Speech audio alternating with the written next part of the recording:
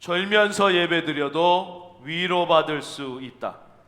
졸면서 예배드려도 은혜 받을 수 있다라는 제목으로 하나님 말씀 증거하도록 하겠습니다.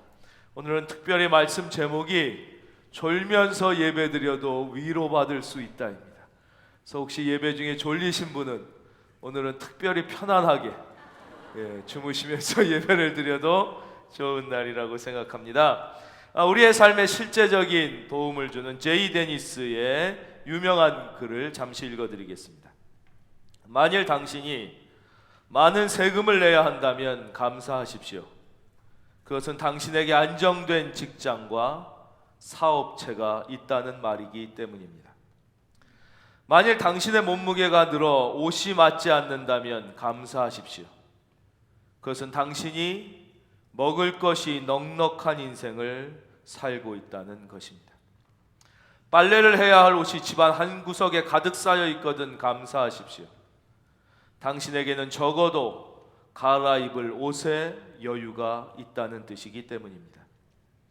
당신의 집이 먼지가 가득하고 문고리를 수리해야만 하며 창문이 깨져 갈아야 한다면 감사하십시오. 그것은 당신이 몸을 위탁할 집을 가지고 있다는 뜻이기 때문입니다. 멀리에라도 주차할 공간을 찾았다면 감사하십시오. 당신에게 잠시라도 걸어갈 수 있는 운동의 기회가 주어졌기 때문입니다.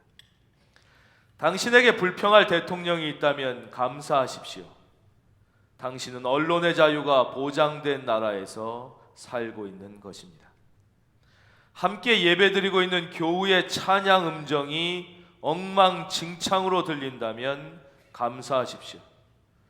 당신은 지극히 건강한 청각을 가지고 있기 때문입니다. 아침마다 울리는 자명종 소리가 고통스럽거든 감사하십시오. 당신에게는 일어나 일할 수 있는 새로운 하루가 기다리고 있기 때문입니다.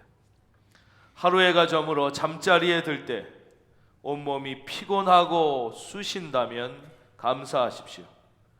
당신은 오늘 하루를 아주 생산적으로 산 것이기 때문입니다. 감사의 분량이 곧 행복의 분량이라는 말은 진리입니다. 특별히 오늘은 주일입니다. 주일은 죄로 말미암아 죽을 수밖에 없는 우리를 위하여 예수님이 대신 죽으시고 사망 권세를 이기고 부활하셔서 우리에게 생명을 선물로 주신, 영원한 천국을 선물로 주신 특별히 기쁜 날, 특별히 감사해야 할 날입니다. 오늘 주일을 맞이하여 더 많이 감사하셔서 특별히 행복한 주일이 되시기를 예수님의 이름으로 축원드립니다. 오늘 하나님의 말씀 7절입니다. 그 주간의 첫날에 우리가 떡을 떼려 하여 모였더니 바울이 이튿날 떠나고자 하여 그들에게 강론할세 말을 밤중까지 계속하며. 주일 안식 후 첫날, 그 주간의 첫날 주일이 주일날 예배드리러 모였어요. 그러나 그때 사도 바울의 마음은 특별했습니다. 왜냐? 이튿날 사도 바울은 이제 떠나야 해요. 아마도 이것이 이분들에게 하나님의 말씀을 증거할 수 있는 마지막 시간일 것입니다. 실제로도 사도 바울에게 이것은 마지막 시간이 됐습니다. 사도 바울은 그 후에 로마로 가서 그의 생을 마쳤기 때문에 이분들에게 하나님의 말씀을 전할 수 있는 이 마지막 순간이었죠. 그래서 그의 마음에 한 말씀이라도 더, 한 글자라도 더 하나님의 말씀을 풀어 이분들에게 강론해야겠다는 뜨거움이 있었기 때문에 낮에부터 시작된 말씀이 설교가 끝나질 않은 거예요. 막 계속돼서 밤중까지 설교가 계속됐다는 것입니다. 이 사도 바울의 간절한 마음, 마지막이라는 의식, 이것이 사도 바울이 가는 곳마다 성령의 역사가 일어나고 하나님의 기적이 일어난 일이죠. 우리나라에도 이런 분이 계셨습니다. 바로 한경직 목사님이시죠. 한경직 목사님은 미국 유학 중에 깊은 폐병에 걸리게 되셔요. 그 당시 폐병은 지금 암과는 비교도 할 수 없는, 이건 죽음에 이르는 불치의 병이었어요. 그러니까 이분이 얼마 살지 못하게 되실 때 내가 여기서 이대로 죽기엔 너무 아깝다. 내가 조국을 위하여, 민족을 위하여 조금이라도 일하다가 죽어야 되겠다. 그래서 무리해서 고국으로 들어오시죠. 그래서 매번 하나님 말씀을 증거하기 위하여 강단에 서실 때마다 오늘이 마지막일 수 있다는 그 비장한 마음으로 강단에 서신 것입니다. 오늘이 마지막 설교할 수 있는, 마지막 하나님의 말씀을 증거할 수 있는 마지막 시간일지 모른다는 늘 그 비장한 마음으로 쓰셨기 때문에 최선을 다하여 비장한 마음으로 말씀을 전하시고 목회를 하셨죠. 그것이 아마 오늘의 그 위대한 영락교회 그리고 한국교회의 기틀을 이루는 중요한 이유였을 것입니다. 그런 오늘이 마지막이라고 생각했던 한 목사님을 하나님이 99세까지 살려주셔서, 그래서 우리나라 나이로 99세까지, 그러니까 우리가 오늘이 마지막이라는 마음을 가지고 예배드릴 때 하나님께서 내일도 모레도 미래도 선물로 주실 줄로 믿습니다. 늘 너무 그냥 나태한 마음으로 드리면, 그 한경진 목사님께서 템플턴상을 베를린에서 받게 되십니다. 아주 영광스러운 상입니다. 그러니까 노벨상이 없는 분야가 몇 분야가 있는데요, 그 중에 대표적인 분야가 수학 분야입니다. 노벨 수학상이 없어요. 그래서 수학 분야는 필즈상이라는 상을 받을 때 가장 영광스럽게 생각하죠. 마찬가지로 종교계는 노벨상이 없습니다.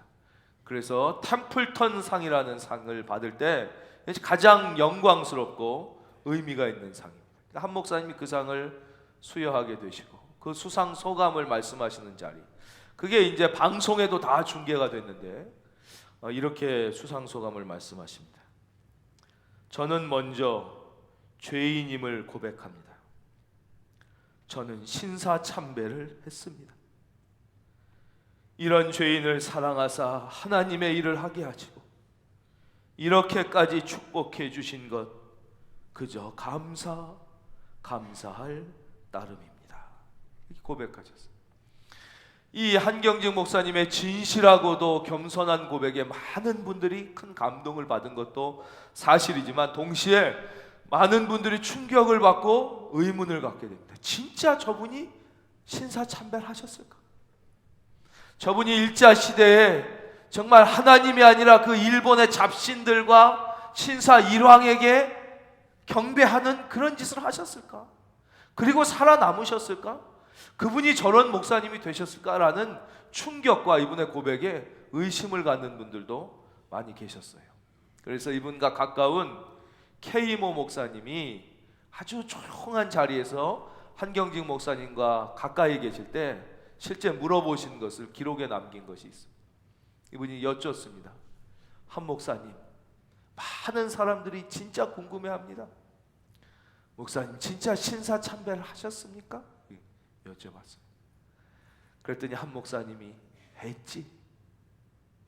내가 신사참배 했지. 아니 목사님 어떻게 그러셨습니까? 그때 신사참배 때문에 내가 감옥에 끌려갔어. 신사참배 안 한다고 감옥에 갇히고 매독죄 맞고 내가 고생을 조금 했지. 그러고 있는데 어느 날 일본 경찰이 오더니 이제 신사참배를 안 하면 죽이겠다는 거야. 신사참배를 하면 살고 신사참배를 안 하면 죽이겠다 그러길래 내가 그랬지. 내가 미국에서 공부할 때 폐병 걸려 다 죽게 됐습니다. 더 이상 아무것도 할 수 없을 때 그냥 죽는 것이 안 되게 있어서 내가 조국과 민족을 위하여 조금이라도 일하다 죽으려고 내가 조국으로 돌아오기로 결심을 해요. 그때 나를 보내주면서 미국 의사가 자네 이제 치료 그만 받고 한국에 가면 짧으면 3달, 길어야 3년이네. 그런 줄 알고 가게. 내가 그 얘기 듣고 조국에 왔습니다. 길어야 3년이란 소리 듣고 와서 이만큼 목회하고 이만큼 살아 하나님 섬겼으면 됐지. 내가 뭐 얼마 더 살겠다고 신사참배 하겠습니까? 나 그냥 죽겠소. 그랬더니 그 순사가 그럼 나가라고. 그러고 날 풀어주대. 그래서 내가 나왔어. 내가 신사참배한 거 맞지? 그러시더라고요. 이 한경직 목사님의 양심에, 그 깨끗한 믿음에 내가 뭐 3년 얘기하고 폐병 얘기하고 일본 경찰 앞에서 구차하게 그 말씀하신 게 너무 걸리는 거예요. 주기철은 죽었는데 나도 깨끗이 아무 말 안 하고 거기서 죽었어야 되는데 내가 그 말하고 살아나온 게 계속 양심에 걸려. 내가 신사참배했지 말씀하시는 것입니다. 그분은 신사참배 안 하시고 살아나셨어요. 그리고 마음속에 다시 나는 그때 죽었어야 하는데 덤으로 산 인생이다. 그래서 순간순간을 마지막처럼 살았기에 하나님은 한경직 목사님을 통하여 한국 교회뿐만 아니라 민족의 위대한 일을 하게 하셨던 것이죠. 우리는 다 죄로 말미암아 죽을 수밖에 없는 인생들, 죽어서 영원히 지옥에 갈 수밖에 없는 우리들을 예수님이 십자가의 보혈로 구원하시고 부활로 새 생명을 주시고 하나님의 자녀되게 믿으시는 분은 아멘. 우리는 거저 얻은 생명입니다. 순간순간 하나님 위하여 우리가 목숨을 다해 기쁘게 믿음으로 살려고 결단할 때 하나님이 우리를 지키고 보호하실 뿐만 아니라 그냥 살다가 죽는 쓰레기만 남기는 인생이 아니라 짧게 살아도 의미 있고 길게 살아도 가치 있는 우리 모두 그런 인생이 다 되시기를 예수님의 이름으로 축원드립니다. 사도 바울은 그렇게 살았습니다. 8절 우리가 모인 윗다락에 등불을 많이 켰는데 이제 설교가 낮에 시작한 설교가 끝나지 않고 밤중까지 계속되니까 불을 계속 킨 거예요. 그 당시니까 뭐 등잔불, 촛불 뭐 이런 거 막 켰을 거 아닙니까? 9절입니다. 유두고라고 하는 청년이, 귀한 청년이 있는데 유두고 이름의 뜻은 다행이란 뜻입니다. 이름의 뜻 좋지요? 다행이다. 그런데 이 이름을 보면 이 청년이 노예였다는 것을 알 수 있습니다. 그러니까 우리나라도 이름만 들으면 그 사람의 신분을 알 수 있는 이름들이 꽤 있었지요. 예를 들면 먹쇠, 그럼 얘는 최소한 양반은 아는 것입니다. 돌쇠다, 그럼 거의 하인일 가능성이 높듯이 이 당시 유두고란 이름은 노예들만 갖고 있는 이름이었어요. 그러니까 이 당시 이 신분제가 엄격하던 2000년 전에 이미 교회 안에는 귀족과 노예가 함께 예배드리는 하나님의 자녀의 공동체가 이루어지는 것이죠. 유두고라고 하는 청년이 창에 걸터 앉아 있다가 깊이 졸더니 바울이 강론하기를 더 오래 하면 사도 바울이 설교를 끊치질 않는 거예요. 계속하니까 졸음을 이기지 못하여 3층에서 떨어지거든요. 그러니까 우리같이 이런 좋은 큰 예배당이 아니었을 거 아닙니까? 뭐 좁은 강단이나 집을 빌렸겠죠. 1층, 2층, 3층이 뭐 다락 같은 데가 있었는데 여기 창턱에 앉아가지고 예배를 드렸는데 너무 졸린 거예요. 참다 막 어쩔 줄 모르는데 사도 바울이 너무 설교를 길게 하니까 그만 깊이 졸았는데 딱 떨어지는 것입니다. 우리를 치면 최소한 예배당 상층 저기서 누가 걸터 앉아 졸다가 떨어졌다고 생각해 보십시오. 딱 떨어졌는데 일으켜보니 죽었는지라. 바울이 내려가서 그 위에 엎드려 그 몸을 안고 말하되. 유두고란 청년이 졸다가 떨어져 죽는 일이 생기게 됩니다. 왜 졸았을까요? 아니, 우리의 입장으로 적용해 보겠습니다. 우리는 왜 설교 시간에 졸까요?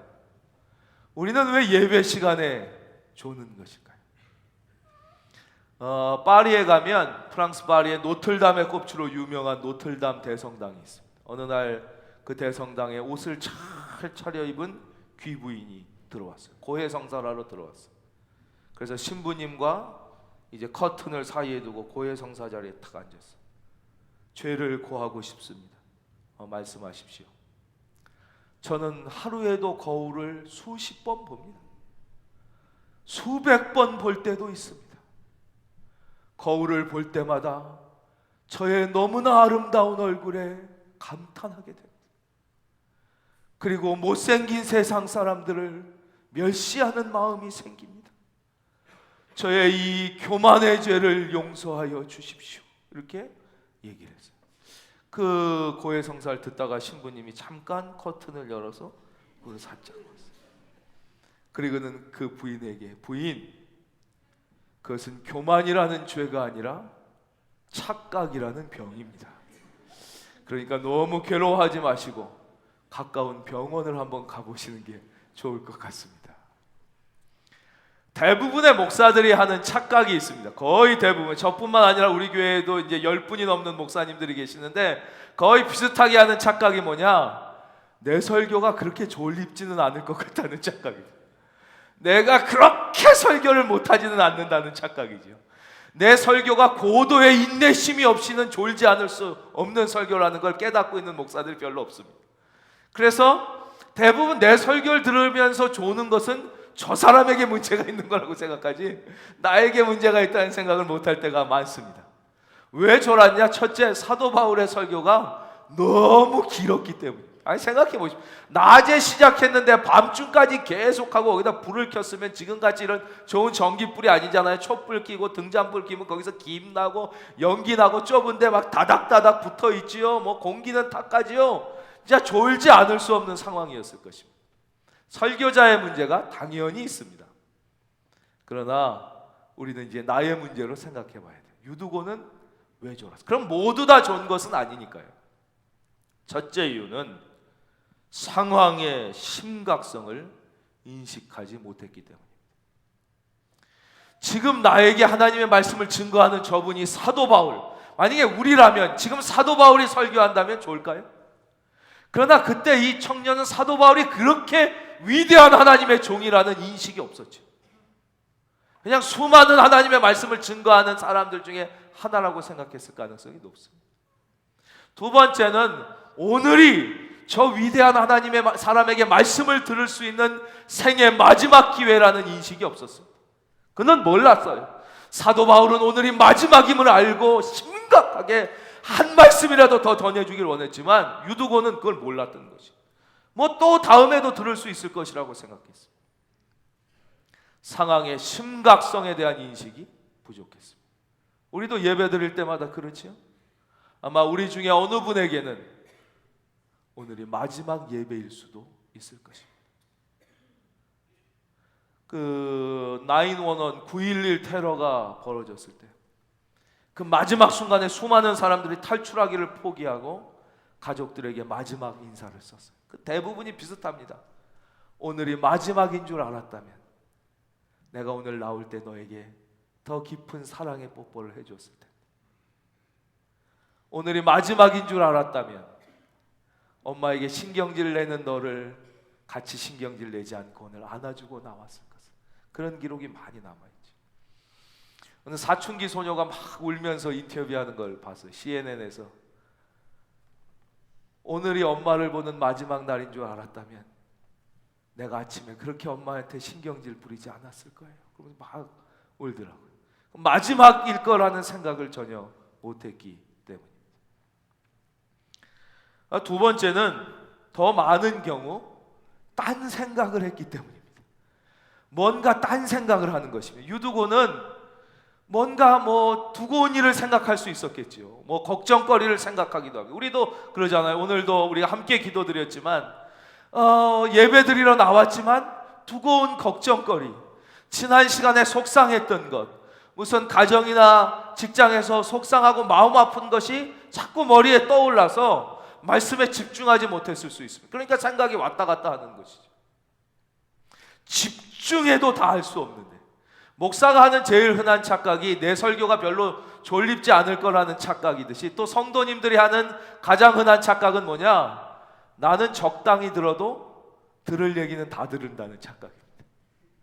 나는 그냥 설교를 적당히 들어도 내 필요한 말씀은 다 듣고 간다는 착각이죠. 사실은 집중해서 들어도 나에게 주시는 하나님의 말씀을 우리가 다 깨닫기 어려운데 자꾸 그래서 딴 생각이 오는 것이죠.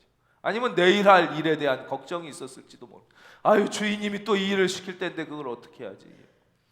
우리도 앞으로의 할 일에 대한 걱정이나 생각, 그리고 두고 온 일거리들이 우리를 온전히 말씀에 집중하지 못하게 하므로 생각이 흔들리죠. 그래서 졸 수도 있고 졸지 않아도 조는 것과 비슷한 상태일 수도 있습니다. 옥스퍼드 대학의 교수님이시고 또 병원의 의사로서 아주 크게 존경받는, 그러니까 학자로서도 의사로서도 아주 존경받고 명성을 떨치는 윌리엄 오슬러라는 분이 있습니다. 그러니까 많은 분들의 이분이 성공에 대하여 부러워도 하고 존경하는 마음을 갖고 있는데 어느 날 제자들이 물었어요. 선생님 어떻게 그 많은 일을 감당하시면서 병원에서도 그렇게 훌륭한 의사로 또 학교에서 그렇게 훌륭한 학자로 성공할 수가 있었습니까? 라는 질문에 이분이 웃으시면서 이렇게 대답했답니다. 간단하지? 내 인생 철학은 간단해. 딱 하나, 지금에 집중한다 이거야. 과거에 속상했던 것, 과거에 억울했던 것, 과거에 가슴 아팠던 것 생각 안 해. 이미 다 지난 일이야. 생각해봤자 나만 손해지. 내일 걱정, 내일은 하나님의 손에 있어. 내가 얼마를 살지 어떻게 살지 아무도 몰라. 걱정 안 해. 염려하지도 않아. 그냥 지금의 오늘 나에게 주신 이 시간에 집중할 뿐이야. 병원에 가면 의사로서 환자에게 집중하고 학교에 오면 선생으로 학생에게 집중하지. 이게 내 간단한 비결일 뿐이야. 그래서 사랑하는 성도님, 오늘 하나님 앞에 잘 나오셨습니다. 수고하고 무거운 짐진 자들아 다 내게로 오라. 내가 너희를 쉬게 하리라. 그러셨어요. 하나님 앞에 나오셔서도 나의 염려와 걱정거리와 마음의 일거리를 내가 쥐고 있다면 이게 얼마나 어리석고 불행한 일입니까? 하나님 앞에 나오셨을 땐 온전히 맡기고 가장 귀한 말씀에 집중하십시오. 말씀에 최선을 다하여 집중하는 그 순간 주님께서 나의 걱정거리를 없이 하시고 나의 일거리를 사라지게 하여 주시고 나의 문제를 해결해 주실 줄로 믿습니다. 그게 하나님의 약속이죠. 마지막 제일 큰 이유입니다. 우리 모두에게 해당되는 이유. 무엇보다 왜 졸았냐? 피곤했기 때문입니다. 노예예요. 아마 그날 새벽까지 주인에게 시달렸을지 몰라요. 너무너무 힘들게 피곤한 상태에 나왔기 때문에 너무 졸지 않으려고 애썼지만 9절 말씀 보면 그냥 잔 게 아니에요. 유도거라 하는 청년이 창에 걸터 앉아 깊이 졸더니 바울이 강론하기를 더 오래 하며 졸음을 이겨보려고 온갖 노력을 다 했지만 너무 피곤해서 피곤을 이기지 못해. 거기다 설교가 기니까 너무 잘지 않으려고 애쓰다가 잠든 것이 바로 오늘 우리의 모습과 똑같습니다. 다들 토요일 늦게까지 일하고 아니 오늘 새벽까지 일하는 분들도 많을 것이에요. 우리 중에는 오늘 예배 끝나고도 편히 주일을 안식하지 못하고 생업의 자리로 반드시 나가야 되는 어쩔 수 없는 자리에 있는 분들도 계실 거예요. 그럼에도 불구하고 내가 예배를 드리겠다, 내가 말씀을 포기하지 않겠다는 자세로 나왔어요. 그 자세 자체가 너무나 귀한 것이지요. 유두거처럼 피곤하지만 너무나 졸립지만 말씀을 그래도 듣고자 예배를 포기하지 않고 나와 말씀 앞에 서 있는 그 영혼이 있는 한, 오늘도 그런 성도님이 많이 계시는 한 한국교회는 병들지 않고 한국교회는 무너지지 않고 여러분의 인생은 망하지 않을 줄로 믿습니다. 이것이 초대교회의 힘이며 이것이 성도님의 힘이었어요. 그래서 사도 바울은 유두고를 사랑한 것이죠. 10절 바울이 내려가서 그 위에 엎드려 그 몸을 안고 말하되, 아니 왜 이놈의 자식이 예배 시간에 졸고 말이야, 내가 열심히 설교하는데, 이런 마음이 아니라 그 피곤한 몸을 이끌고 나와 예배 드려보려고, 졸립지만 참아보려고 하다가 떨어진 그 유두고 청년에 대한 뜨거운 사랑 때문에 사도 바울이 그냥 안수한 게 아니라 내려가서 그를 끌어안았다는 것이. 그를 딱 이게 구약에도 이런 장면이다. 엘리야가 너무나 귀한 생명이 죽었을 때, 그 믿음 좋은 과부의 아들이 죽었을 때 그냥 안수하지 않죠. 그를 끌어안는 거예요. 눈과 눈, 코와 코, 입과 입을 맞추고 끌어안는. 하나님 여기 좀 봐주세요 그런 거 아니에요? 하나님 얘 좀 봐주세요. 그 간절한 마음이 있었던 거죠. 사도 바울도 마찬가지입니다. 유두고가 졸다가 떨어져 죽을 정도면 유두고 한 명만 졸았겠습니까? 아니 낮에부터 저녁까지 설교가 계속되니까 엄청 졸았을 거예요. 막 태반이 졸았을지 몰라요. 그 조는 거 보고도 사도 바울의 마음은 뭐예요? 잠결이라도 들으라는 거예요. 잠결이라도. 아유 뭐 나 힘들게 설교해봤자 뭐 태반이 졸고 나도 힘들어 죽겠는데 뭐 설교한다고 돈 더 주냐, 나 그만하고 가겠다, 이런 게 아니라 하나님의 말씀을 피곤하지만 졸면서라도 그래도 들어라. 잠결하라도 한 말씀이라도 더 듣는 영혼만 있다면 나는 포기하지 않고 하나님의 말씀을 증거하겠다는 사도 바울의 그 뜨거운 마음, 그 마음이 있었기 때문에 오늘 대한민국에 이러한 주의 종들이 많이 일어나게 되기를 기도해 주시기를 주님의 이름으로 부탁드립니다. 그렇다면 교회는 희망이 있는 거지. 얼마나 설교를 잘하느냐, 세련되게, 그게 중요한 게 아니라 주의 종의 마음에, 말씀 전하는 자의 마음에 불이 있다면, 이 불이 있다면,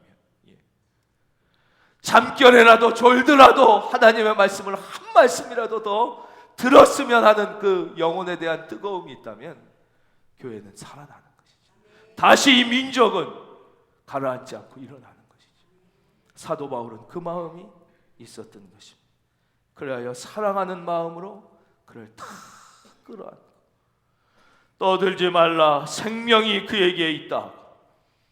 이 유두고가 저 위에서 딱 떨어졌을 때 기절했는데 죽은 것처럼 보인 게 아닙니다. 오늘 성경은 분명히 뭐라고 말씀하시느냐, 9절 떨어지거늘 일으켜보니 죽었는지라 이렇게 말씀. 반드시 죽은 거예요. 죽은 것처럼 보인 게 아니에요. 사도행전은 성령의 감동으로 의사 누가가 기록하게 하신 말씀입니다. 그러므로 성령의 감동으로 의사 누가는 의학적으로 이 사람이 분명히 죽었음을 확인했기 때문에 오늘 성경에 죽은 것 같았는지라가 아니라 일으켜보니 죽었는지라, 완전히 죽었지만 사도 바울이 그를 끌어안고 하나님 앞에 기도할 때 살아납니다. 11절 올라가 떡을 떼어 먹고 오랫동안 곧 날이 새기까지 이야기하고 떠나니라. 사람들이 살아난 청년을 데리고 가서 적지 않게 위로를 받았더라. 오늘 하나님 앞에 나와 예배드리는 모든 분들에게 적지 않은 하나님의 위로가 함께 하시기를 축원합니다. 하나님의 위로. 한 목사님이 이렇게 그룹장 모임을 인도하시다가요, 우리 교회는 그룹장이라고 그러죠. 소그룹, 그룹장, 또 셀리더. 어느 교회는 구역장이라고 그러는 데도 있고 순장이라고 그러는 데도 있습니다. 인도하면서 이제 기도회를 하면서 찬양을 같이 부르셨대요. 약할 때 강함 되시네, 나의 보배가 되신 주 나의 모든 것. 우리도 많이 부르지요. 주 안에 있는 보물을 나는 포기할 수 없네, 주 나의 모든 것. 그 찬양을 막 은혜 가운데 불렀어요. 그래서 너무 은혜를 받아서 이 목사님이 그랬다는 거예요. 진짜 우리 안에 포기할 수 있는 주님의 보물이 있습니까? 우리가 노래만, 찬송만 그렇게 하는 게 아니라 진짜 내 안에 포기할 수 없는 예수님, 주님 안에 보물이 있습니까? 이렇게 말씀하셨다. 그랬더니 함께 기도회를 하던 한 그룹장님이 간증을 하는데, 자기가 최근에 훨씬 좋은 조건에, 그 월급도 훨씬 더 많이 받고 좋은 조건의 직장으로 옮길 기회가 있었는데 두 가지 이유 때문에 옮기기를 기꺼이 포기하고 그냥 지금 직장에 남기로 했다고 그런 간증을 하시더라고요. 그 첫 번째 이유는 지금 이 직장에서는 그룹장 사역을 잘 할 수 있는 조건이 된다. 그룹원을 챙기고 연락하고 이런 조건이 잘 되는데 새로운 직장으로 가면 보수도 훨씬 좋고 대우도 좋지만 그룹장 역할을 계속 잘하기가 어려워지는 조건이 있어서 그래서 자기가 직장을 옮기기를 포기했다. 그게 첫째 이유고, 두 번째 이유가 있는데 사실 이 두 번째 이유가 조금 더 큰 이유라는 거예요. 그 직장 안에 남편이 식물인간이 되어 병상에 누워있는 자매가 있다는 거예요. 자기가 그 자매를 위하여 함께 기도하고 그 자매에게 복음을 전하고 그래서 같이 전도하고 믿음을 갖고 함께 기도하며 위로하며 이겨 나가고 있었는데 자기가 더 좋은 직장이 생겼다고 자기 좋자고 바로 옮겨버리면 그 자매는 어떻게 하냐는 거지. 그래서 도저히 그 자매를 그냥 남겨두고 자기만 직장을 옮길 수 없어서 자기는 직장을 옮기지 않기로 했다고 이렇게 간증을 하시더라는 거죠. 참 귀하지요? 근데 이 간증을 들은 이 목사님이 그래서 글을 쓰신 거예요. 자기가 그 간증을 듣고 더 이상 그 기도회를 인도하지 못했다는 거예요. 왜냐하면 자기는 목사가 되고 나서 몇 번 그 사역지를 옮겼는데 더 좋은 교회, 소위 말해서 더 은혜로운 교회에 임지가 나면 자기는 더 좋은 교회에서 사역하고 싶은 마음에 그냥 옮겼다는 거예요. 근데 그 한 영혼 때문에 직장을 옮길 수 없다는 그 그룹장님의 고백을 듣자 자기가 너무 부끄러워서, 하나님 앞에, 그 그룹장님 앞에 너무 부끄러워서 눈물이 나서 도저히 계속 기도회를 인도할 수 없어서 자기가 울었다. 그 글을 쓰셨어요. 두 분 다 너무나 귀하죠. 그 마음. 하나 더 말씀드릴까요?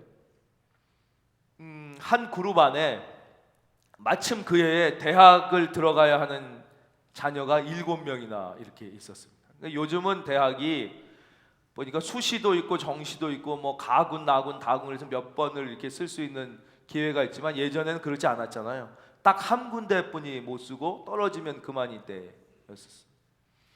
그래서 그해 그 이제 7명의 입시생을 둔 그룹원들이 있고, 그래서 그 그룹원들이 늘 모여서 뜨겁게 기도를 했대요. 뭐 저는 사실 그런 기도 드리는 거 별로 좋아하진 않는데 그랬을 거예요. 뭐 막상 자기가 닥치면 그럴 수 있지 않습니까? 그래서 이 자녀들이 잘 공부를 하고 시험을 잘 봐서 원하는 학교에 잘 들어가게 해주십시오. 이렇게 잘 기도를 드렸다는 거예요.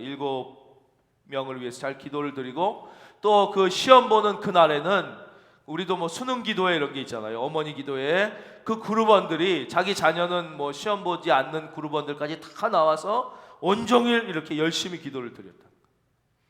그리고 발표가 났는데 그 7명 중에 6명이 대학에 딱 붙고 1명만 떨어진 거예요. 뭐 충분히 그럴 수 있죠. 근데 그 떨어진, 그 1명 떨어진 애 부모님이 그 합격한 6명을 불러서 정성을 다해 축하 파티를 해준 거예요. 왜냐, 우리가 이렇게 다 함께 붙여달라고 기도를 드렸는데 하나님이 이렇게 6명이나 얘네들을 붙게 해줬으니 얼마나 감사한 일이냐. 비록 내 애는 떨어졌지만 이건 얼마나 감사하고 축하할 일이냐. 그래서 불러서 정성을 다해서 축하 파티를 해줬다. 아주 마음을 잘못 먹으면 이럴 수도 있겠죠. 하필 하나님이 어떻게 우리 애만 이렇게 똑 떨어뜨릴 수가 있냐. 그래서 시험에 들 수도 있겠지만 이분은 정반대였던 거예요.